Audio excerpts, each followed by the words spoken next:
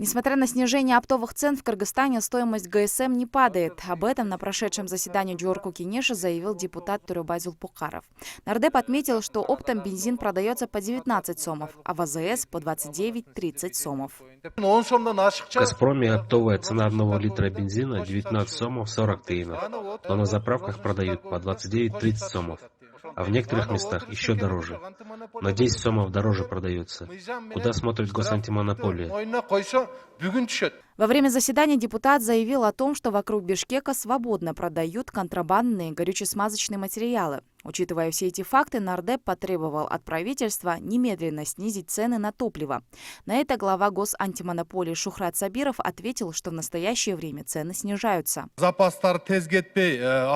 снижению цен на ГСМ в письменном виде перед трейдерами поставили вопрос, чтобы в ближайшие дни снизили на 3-4 сома.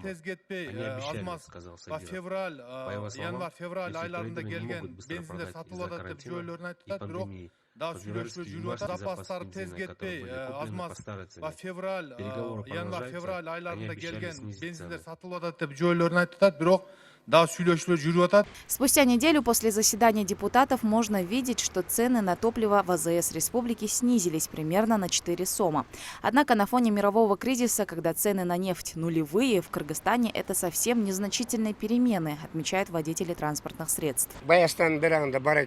Ana başka yerlerde burunkuda ele bol ötette. Onlarga kim gözlemel kılat? Bizakta 36 menen 37 son turadi, başka yerlerde 35 sondan turadi.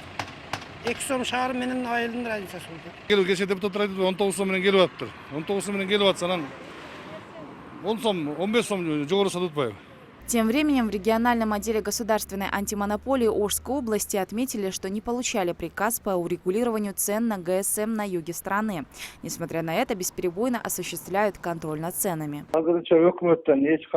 Мы, как антимонопольный орган, ничего не можем делать, пока не придет официальный приказ от правительства.